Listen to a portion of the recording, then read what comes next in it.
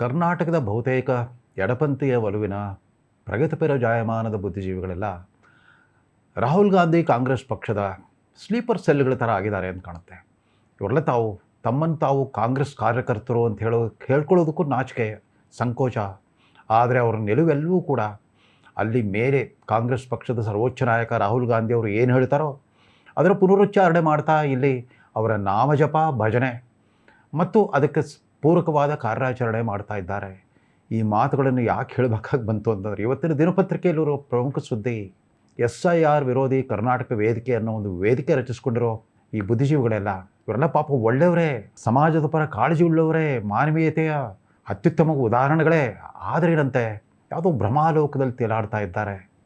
ಅವರು SIRನ್ನು ವಿರೋಧಿಸೋದಾದರೆ SIR ಪ್ರಕ್ರಿಯೆಯಲ್ಲಿ ಪಾಲ್ಗೊಳ್ಳಲೇಬೇಕಿಲ್ಲ, ಪ್ರತಿಭಟನೆ ಮಾಡ್ತಾ ಹೊರಗೆ ಇರಬೇಕು. ಇಲ್ಲ, ಅದಕ್ಕೋಸ್ಕರ ಅದರ ಅಡಿಯಲ್ಲಿ ಈ SIR ವಿರೋಧಿ ಕರ್ನಾಟಕ ವೇದಿಕೆ ಅಡಿಯಲ್ಲಿ ನಾಗರಿಕರ ಮತಕಾವಲು ಸಮಿತಿ ಅಂತ ರಚಿಸ್ಕೊಂಡ್ಬಿಟ್ಟಿದ್ದಾರಂತೆ. ರಾಜ್ಯಾದ್ಯಂತ ನಾಗರಿಕರ ಮತಕಾವಲು ಸಮಿತಿ.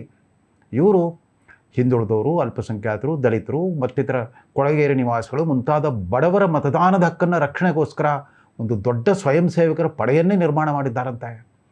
ಆಮೇಲೆ ಇವ್ರ ಪ್ರಕಾರ SIR ಅನ್ನೋದು ಅವೈಜ್ಞಾನಿಕವಾದದ್ದು ಅಂತ. ಹೌದು, ರಾಹುಲ್ ಗಾಂಧಿಯವರು ಮೊದಲು ಎಲೆಕ್ಟ್ರಾನಿಕ್ ವೋಟಿಂಗ್ ಮಷಿನ್ಗಳನ್ನು ಅವೈಜ್ಞಾನಿಕ ಅಂತ ಕರೆದಾಗ, ಅದೊಂದು ಫ್ರಾಡ್ ಅಂತ ಕರೆದಾಗ, ಇವರು ಕೂಡ ಅದು ಫ್ರಾಡ್, ಎಲೆಕ್ಟ್ರಾನಿಕ್ ವೋಟಿಂಗ್ ಮಷಿನ್ ಬೇಡ, ಬ್ಯಾಲೆಟ್ ಪೇಪರ್ ಬೇಕು, EVM ಬೇಡ, ಬ್ಯಾಲೆಟ್ ಬೇಕು ಅಂತಂದರು. ಅದಕ್ಕೆ ಪೂರಕವಾಗಿ ಕರ್ನಾಟಕ ಸರ್ಕಾರ ಅದನ್ನೇ ಮಾಡಿಬಿಡ್ತು. ಸಿದ್ದರಾಮಯ್ಯ ನೇತೃತ್ವದ ಕರ್ನಾಟಕ ಸರ್ಕಾರ ಮುಂಬರುವ ಸ್ಥಳೀಯ ಚುನಾವಣೆಗಳಿಗೆ, ಸ್ಥಳೀಯ ಸಂಸ್ಥೆಗಳ ಚುನಾವಣೆಗಳಿಗೆ, ಗ್ರೇಟರ್ ಬೆಂಗಳೂರು 5 ಮಹಾನಗರ ಪಾಲಿಕೆ ಸೇರಿದಂತೆ ಗ್ರಾಮ ಪಂಚಾಯಿತಿವರೆಗೂ ಕೂಡ ಇನ್ನು ಮುಂದೆ EVM ಇಲ್ವಂತೆ, ಬ್ಯಾಲೆಟ್ ಪೇಪರ್ ಅಂತೆ. ಸೊ ಆಧುನಿಕ ತಂತ್ರಜ್ಞಾನ ವಿಜ್ಞಾನವನ್ನು ಅಣಗಿಸೋ ರೀತಿಯಲ್ಲಿ ಮತ್ತೆ ಮಧ್ಯಕಾಲೀನ ಯುಗದ ಬ್ಯಾಲೆಟ್ ಪೇಪರ್ಗೆ ಹೋಗೋದಕ್ಕೂ ಕೂಡ ಇವ್ರು ಜೈ ಜಿಂದಾಬಾದ್ ಅಂತಾರೆ. ಹೌದು, ಬ್ಯಾಲೆಟ್ ಪೇಪರು ಅಂತಂದರು. ದೋಷಪೂರಿತ ಮತದಾರರ ಪಟ್ಟಿ ಮಹದೇವಪುರ ಅಲಂದಲ್ಲಿ ಓಟ್ ಚೋರಿಯಾಗಿದೆ ಅಂತ ಇವರೆಲ್ಲ ಓಟ್ ಚೋರಿ ಅಂತ ಜೈಕಾರ ಹಾಕಿದರು. ಅದಾದ ನಂತರ ಬಿಹಾರ್ ಅಸೆಂಬ್ಲಿ ಚುನಾವಣೆ ಸಂದರ್ಭದಲ್ಲಿ SIR ಶುರುವಾಯಿತು. SIR ವಿರೋಧಿಸಬೇಕು, SIRನ ಶತಾಯಗತಾಯ ವಿರೋಧಿಸಬೇಕು. ಇದು ಬಡವರ ಮತದಾನದ ಹಕ್ಕನ್ನು, ನಮ್ಮ ವೋಟ್ ಬ್ಯಾಂಕ್ಗಳ ಮತದಾನದ ಹಕ್ಕುಗಳನ್ನು ಕಿತ್ಕೊಳ್ಳುವಂಥ ಒಂದು ಷಡ್ಯಂತ್ರ ಅಂತ ರಾಹುಲ್ ಗಾಂಧಿ ಅವರು ಹೇಳಿದಾಗ, ಇವರು ಕೂಡ ಅಷ್ಟೇ SIR ಬೇಡ ಅಂತ ಇವರು ಶುರು ಮಾಡಿಬಿಟ್ರು. SIR ಇವರು ಬೇಡ ಬಂದರೂ ಕೂಡ ಸಂವಿಧಾನ ಅಸ್ತಿತ್ವಕ್ಕೆ ಬಂದಾಗಿಂದ SIR ನಡೀತಾನೆ ಇದೆ. ಪ್ರತಿ ವರ್ಷ ಚುನಾವಣಾ ಆಯೋಗ SSRನ್ನು ನಡೆಸ್ತಾನೆ ಬಂದಿರುತ್ತೆ. SSR ಅಂತಂದರೆ special summary revision of voters list. Special summary revision of voters list ಅಂತಂದರೆ ವಿಶೇಷ ಸಂಕ್ಷಿಪ್ತ ಮತದಾರರ ಪಟ್ಟಿಯ ಪರಿಷ್ಕರಣೆ. ಅದು ಪ್ರತಿ ವರ್ಷ ಆಗ್ತಾ ಇರುತ್ತೆ. ಅಂದರೆ ಎಲ್ಲೆಲ್ಲಿ ಮತದಾರರ ಪಟ್ಟಿಯಲ್ಲಿ ತೆಗೆದುಹಾಕಬೇಕಾದ ಹೆಸರುಗಳಿದೆಯೋ, ಯಾರು ಮನೆ ಅಡ್ರೆಸ್ ಬದಲಾಯಿಸ್ಕೊಂಡಿದ್ದಾರೋ, ಯಾರು ಮೃತಪಟ್ಟಿದ್ದಾರೋ ಅಂಥವ್ರ ಹೆಸರನ್ನ ಯಾಂತ್ರಿಕವಾಗಿ ತೆಗೆದುಹಾಕೋದು ಅಥವಾ ಸೇರ್ಪಡೆ ಮಾಡೋದು, ಯಾರು 18ರ ವಯೋಮಾನ ತಲುಪಿಬಿಟ್ಟು ಅದನ್ನು ಕ್ರಾಸ್ ಮಾಡಿಬಿಟ್ಟು ಮತದಾನದ ಹಕ್ಕು ಪಡ್ಕೊಂಡಿದ್ದಾರೋ ಅಂಥವ್ರ ಹೆಸರನ್ನು ಹೊಸದಾಗಿ ಸೇರ್ಪಡೆ ಮಾಡೋದು ಇತ್ಯಾದಿ ಪ್ರತಿಕ್ರಿಯೆ ರೊಟೀನಾಗಿ ನಡೀತಾ ಇರ್ತಿತ್ತು. ಈಗ 24 ವರ್ಷಗಳ ನಂತರ 2002ರ ನಂತರ ಈ special intensive revision of voters ಶುರುವಾಗಿದೆ. ವಿಶೇಷ ತೀವ್ರತಮ ಮತದಾರರ ಪಟ್ಟಿಯ ಪರಿಷ್ಕರಣೆ. ಇದಕ್ಕೆ ಯಾಕೆ ವಿರೋಧಿಸ್ತಾ ಇದ್ದೀರಿ? ಇದು ನಿಜಕ್ಕೂ ಕೂಡ ಮತದಾರರ ಪಟ್ಟಿಯ ಶುದ್ಧೀಕರಣದ ಪ್ರಕ್ರಿಯೆ.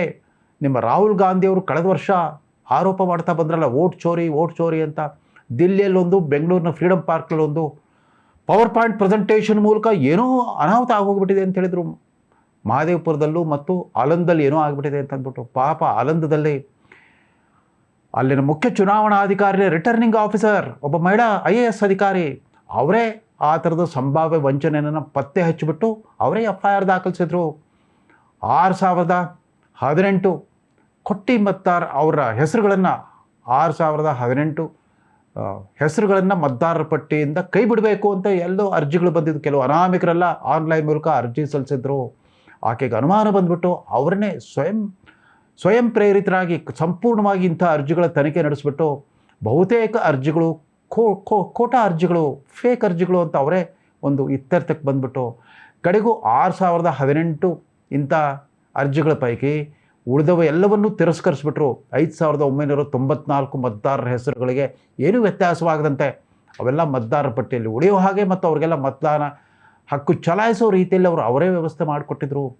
ಇದನ್ನು 2.5 ವರ್ಷಗಳ ನಂತರ ಅವ್ರಿಗೆ ಜ್ಞಾನೋದಯ ಆಗಿಬಿಡ್ತು ಅಂತ ಕಾಣುತ್ತೆ. ಆಳಂದದ ಶಾಸಕ BR ಪಾಟೀಲ್ರಿಗೆ ಅವ್ರು ರಾಹುಲ್ ಗಾಂಧಿಗೆ ಹೋಗಿ ತಿಳಿಸೋ, ರಾಹುಲ್ ಗಾಂಧಿ ಏನೋ ಆಟಮ್ ಬಾಂಬ್ ಬರ್ಸ್ಟ್ ಮಾಡ್ತೇನೆ ಅಂತ ಹೊರಟುಬಿಟ್ಟಿದ್ರು. ಆಳು ಕೂಡ ಸುಮ್ಮನಿದ್ರು. ಆ ದೋಷಪೂರಿತ ಮತದಾರರ ಪಟ್ಟಿಯನ್ನು ಒಂದು ಶಾಪದಿಂದ ವಿಮುಕ್ತಿಗೊಳಿಸೋದಕ್ಕೋಸ್ಕರವೇ SIR ನಡೀತಾ ಇರೋದು. SIR ಬಗ್ಗೆ ತೀರಾ ಇತ್ತೀಚೆಗೆ ಅಸೆಂಬ್ಲಿ ಚುನಾವಣೆ ನಡೆದ ಕೇರಳ ಮತ್ತು ತಮಿಳುನಾಡಿನಲ್ಲಿ ಯಾರೂ ಆಕ್ಷೇಪ ಮಾಡಲಿಲ್ಲ. ಅಲ್ಲೆಲ್ಲ ನಿಮ್ಮ ಸೆಕ್ಯುಲರ್ ಪಾರ್ಟಿ ಸರ್ಕಾರಗಳೇ ಇದ್ವು. ಇಲ್ಲಿ LDF ಸರ್ಕಾರ ಇತ್ತು, ಅಲ್ಲಿ DMK ಸರ್ಕಾರ ಇತ್ತು, ಅವರೆಲ್ಲ ಕಾಂಗ್ರೆಸ್ ಪಕ್ಷದ ಪಾಲುದಾರ ಪಕ್ಷಗಳೇ ಆಗಿದ್ವು. ಆದರೆ ಏನಂತೆ ಈಗ ರಾಹುಲ್ ಗಾಂಧಿಗೆ ಬೇಕಾಗಿಲ್ಲ, SIR ಬೇಕಾಗಿಲ್ಲ, ಇವ್ರಿಗೂ ಬೇಕಾಗಿಲ್ಲ. ಯಾಕೆ ಅರ್ಥ ಮಾಡ್ಕೊಳ್ತಾ ಇಲ್ಲ? SIR ಬಗ್ಗೆ ಯಾರಿಗಾದರೂ ಭಯ, ಆತಂಕ, ಅಪರಾಧಿ ಭಾವ ಇದ್ದರೆ ಅದು ಕೇವಲ ರಾಹುಲ್ ಗಾಂಧಿ ಅವರಿಗೆ ಮಾತ್ರ. ಯಾಕಂತಂದರೆ ಭಾರತದಲ್ಲಿ ಮತದಾರ ಅಂತ ಮಾನ್ಯತೆ ಪಡೀಲಿಕ್ಕೆ ಒಂದೇ ಒಂದು ಕನಿಷ್ಠ ಅರ್ಹತೆ, ಕನಿಷ್ಠ ಮಾನದಂಡ ಏನು ಅಂತಂದರೆ ನೀವು ಭಾರತದ ನಾಗರಿಕರಾಗಿರಬೇಕು, ಭಾರತದ ಪೌರತ್ವ ಪಡ್ಕೊಂಡಿರಬೇಕು. ಅದರ ಅರ್ಥ ಭಾರತದ ಪೌರತ್ವ ಜೊತೆಗೆ ಇನ್ನೊಂದು ಬೇರೆ ದೇಶದ ವಿದೇಶಿ ಪೌರತ್ವವನ್ನು ಹೊಂದಿರಬಾರ್ದು. ನೀವು ದ್ವಿಪೌರತ್ವ ಹೊಂದಿದ್ರೆ ಇಲ್ಲಿ ಮತದಾನದ ಹಕ್ಕಿನಿಂದ ವಂಚಿತರಾಗ್ತೀರಿ, ನಿಮಗೆ ಮತದಾನದ ಹಕ್ಕೇ ಇರೋದಿಲ್ಲ. ಇದು ಸಂವಿಧಾನದಲ್ಲಿರೋ ಒಂದು ವ್ಯವಸ್ಥೆ. ರಾಹುಲ್ ಗಾಂಧಿ ಅವ್ರಿಗೆ ಹಾಗಿಲ್ಲ. ಈಗಾಗಲೇ ಅಲಹಾಬಾದ್ ಹೈಕೋರ್ಟ್ನ ಲಕ್ನೋ ಬೆಂಚ್ನಲ್ಲಿ ಅವರ ದ್ವಿಪೌರತ್ವ ಕುರಿತ ಅರ್ಜಿಗಳ ವಿಚಾರಣೆ ನಡೀತಾ ಇದೆ, ಆಕ್ಷೇಪಣಾ ಅರ್ಜಿಗಳ ವಿಚಾರಣೆ ನಡೀತಾ ಇದೆ. ಕೇಂದ್ರ ಸರ್ಕಾರದ ಗೃಹ ಮಂತ್ರಾಲಯ, ಅದರ ವಿದೇಶಿ ಪೌರತ್ವ ಇಲಾಖೆ ಮತ್ತು ಪಾಸ್ಪೋರ್ಟ್ ವಿಂಗ್ ಅವರು ಅದಕ್ಕೆ ಸಂಬಂಧಪಟ್ಟ ಎಲ್ಲ ಗೌಪ್ಯ ದಾಖಲೆಗಳನ್ನ ಅಲ್ಲಿ ನ್ಯಾಯಪೀಠದ ಎದುರು ಸಾದರಪಡಿಸಿದ್ದಾಗೋಗ್ಬಿಟ್ಟಿದೆ. ರಹಸ್ಯ ಹಿಯರಿಂಗ್ನಲ್ಲಿ ಅದು ಸಾದರಪಡಿಸಿದ್ದಾಗೋಗ್ಬಿಟ್ಟಿದೆ.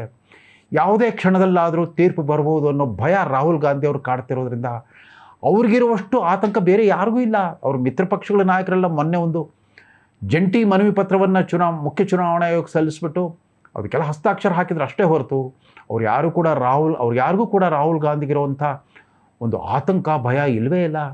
ಯಾಕೆ ಇವತ್ತು SIR ವಿರೋಧಿ ಕರ್ನಾಟಕ ವೇದಿಕೆಗೆ ಒಂದು ನಾಯಕತ್ವ ಕೊಡ್ತಿರೋರು ಮಾಜಿ ಮಂತ್ರಿ ಮತ್ತು ಮಾಜಿ ಶಾಸಕಿ ಮತ್ತು ಸುಪ್ರಸಿದ್ಧ ಲೇಖಕಿ, ಪ್ರಗತಿಪರ ಚಿಂತಕಿ BT ಲಲಿತಾ ನಾಯಕ್ ಅವರು. BT ಲಲಿತಾ ನಾಯಕ್ನವರು ತಮ್ಮ ರಾಜಕೀಯ ಪೂರ್ವಾಶ್ರಮವನ್ನು ಮರೆತು ಬಿಟ್ಟಿದ್ದಾರೆ. ಜನತಾ ಪಕ್ಷದಲ್ಲಿ ಅವರು MLC ಆದರು.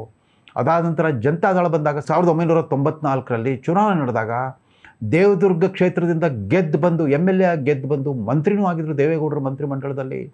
ಹೀಗೆ ಕಾಂಗ್ರೆಸ್ ವಿರೋಧಿ ರಾಜಕಾರಣದ ಮೂಲಕವೇ ರಾಜಕಾರಣಿ ಅಂತ ಗುರುತಿಸಲ್ಪಟ್ಟ, ಉಳಿದಂತೆ ಶಾಸಕತ್ವ ಇಲ್ಲದೇ ಇದ್ದಾಗಲೂ ಕೂಡ ನಿರಂತರವಾಗಿ ಜನಪರ ಹೋರಾಟಗಳಲ್ಲಿ ಪಾಲ್ಗೊಳ್ತಾ ಬಂದಿದ್ದ ಲಲಿತಾ ನಾಯಕ್ ಕಡೆಗೂ ಕಾಂಗ್ರೆಸ್ ಸಂಸ್ಕೃತಿಗೆ ಶರಣಾಗಿಬಿಟ್ಟಿದ್ದಾರೆ. ರಾಹುಲ್ ಗಾಂಧಿಯವರ ಪಾರಂಪರ್ಯ ರಾಜಕೀಯ ಗುಲಾಮಗಿರಿಗೆ ಇವರು ಕೂಡ ಧ್ವನಿಗೂಡಿಸ್ತಾ ಇದ್ದಾರೆ. ಇರಲಿ, ಅದು ಕಾಲಧರ್ಮ ಬದಲಾದಂತೆ ಅವ್ರಿಗೂ ಕೂಡ ಅಸ್ತಿತ್ವದ ಪ್ರಶ್ನೆ. ಇವರೆಲ್ಲ ಅರ್ಥ ಮಾಡ್ಕೊಳ್ಳಿ.